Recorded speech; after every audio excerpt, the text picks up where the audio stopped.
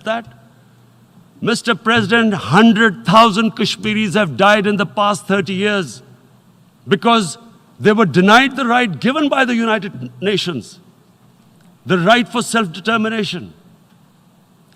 100,000 have died and 11,000 women have been raped. There are two United Nations human rights reports on this. The world hasn't done anything because India is a huge market, 1.2 billion people. Sadly, the material prevails over the human. But this has serious consequences. Again, I repeat, that's why I'm here. Look, what is going to happen when the curfew is lifted will be a bloodbath. The people will come out. There are 900,000 troops there. They haven't come to, as Narendra Modi says, he's done this for prosperity of Kashmir. This is supposed to be for the development. These 900,000 troops, what are they going to do when they come out? There'll be a bloodbath. Has he thought it through what happens then? Mr. President, has anyone thought that what happens when there is a bloodbath? What do you think the impact will have on people of Kashmir? What do you think they will think? The way they have been boxed in their houses, treated like worse than animals, no rights.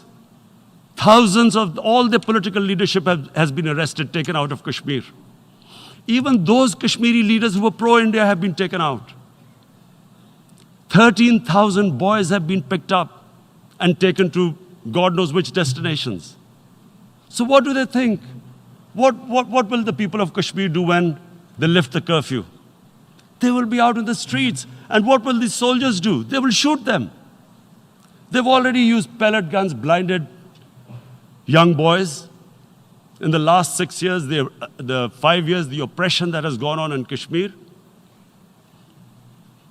And so, Kashmiris will be further radicalized. Mr. President, there will be another Pulwama. And guess what? India will blame us. They're already blaming us. They're saying all this is happening because of Pakistan. One of their defense ministers said, there are 500 terrorists lined up on the border to go in. Why would Pakistan send 500 terrorists when there are 900,000 troops? What impact are they going to make? What will they do? And why would? Don't we know that the moment there is some terrorist attack, all that will happen is there'll be further cruelty and oppression of the people of Kashmir. We will just give the 900,000 troops to further crush the people of Kashmir. And then we'll give the Indian government an excuse that, look, Pakistan is a terrorist state, and this mantra that has gone on, Islamic terrorism. The moment you use this catchword, Islamic terrorism, the whole world turns away. No one talks about human rights. You can do whatever you want, which is what has happened in Kashmir, because they keep using this word, Islamic terrorism. And this is what they're doing right now. What do we benefit from further increasing the cruelty on the people of Kashmir? And why would we want this? But there is no other narrative left for India. As when they lift the curfew, whatever happens, Pakistan will be blamed, and there is always a danger of another Pulwama. They might come and bomb us again, and then another cycle might start. And what does Narendra Modi think? That 180 million Muslims of India are thinking right now. Aren't they watching these Kashmiris stuck inside for 55 days they've been stuck in? Aren't they watching? What do you think? Don't you think that the Muslims will be radicalized in India? And I'm talking about 180 million people. And when they get radicalized, there will be some incident in India somewhere down the line.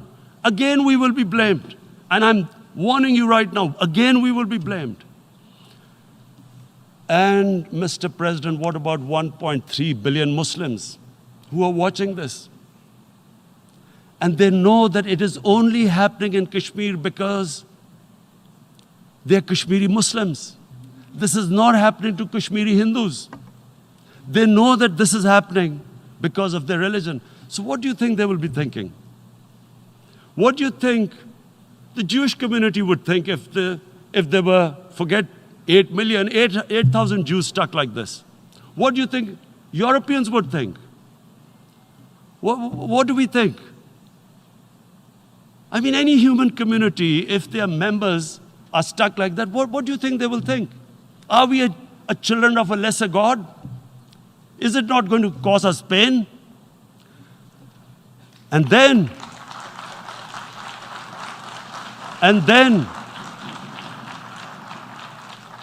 I'll tell you what will happen. People will, in the 1.3 billion Muslims, someone will pick up arms. I know we've been brought up with films, Western films. This good, decent guy doesn't get justice. He decides to pick up a gun and start seeking justice.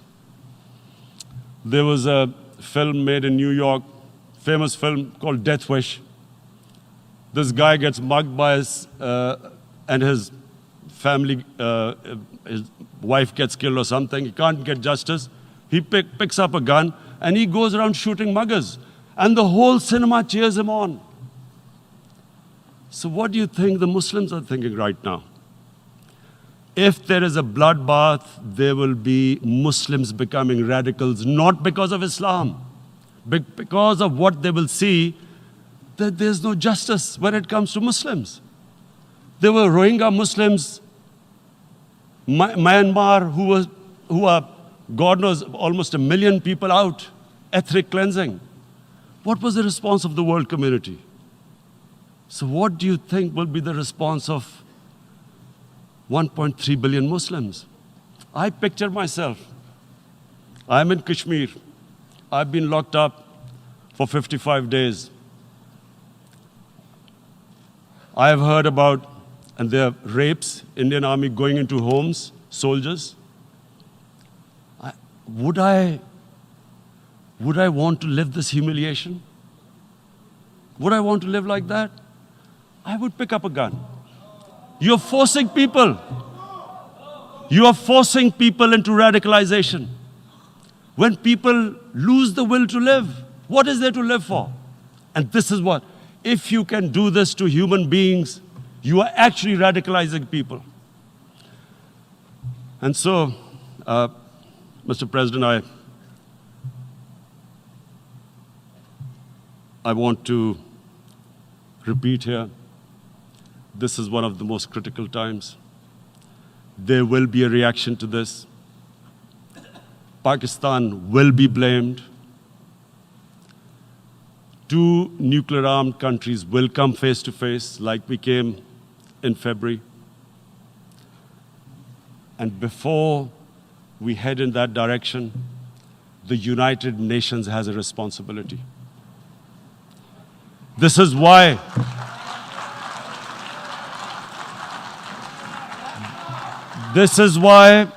the United Nations came into being in 1945. You were supposed to stop this happening. I feel we are back to 1939, Munich.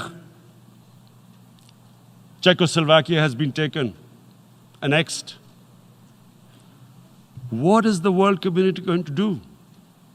Is it going to appease a market of 1.2 billion, or is it going to stand up for justice and humanity?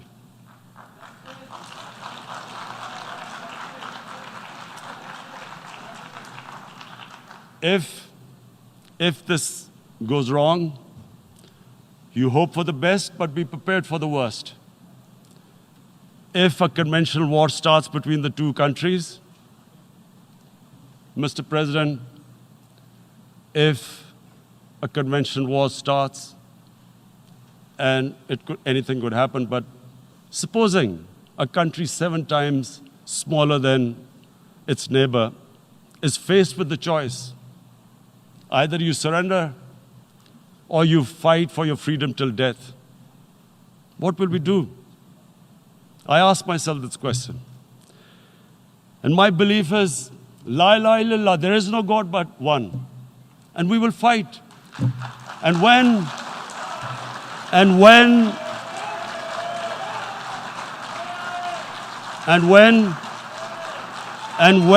a nuclear armed country fights to the end, it will have consequences far beyond the borders. It will have consequences for the world, which is why I repeat I'm here. Because I'm warning you, it's not a threat. It's a fair worry that where are we headed? And I've come here to tell the UN, you've got to, this is a test for the United Nations. You are the one who guaranteed the people of Kashmir the right of self-determination. They are suffering because of that. And this is the time. This is the time not to appease like in 1939 appeasement took place. This is the time to take action. And number one action must be that India must lift this inhuman curfew, which has lasted for 55 days. It must free all political prisoners, and especially those 13,000 boys that have been picked up. Parents don't know where they've disappeared. And then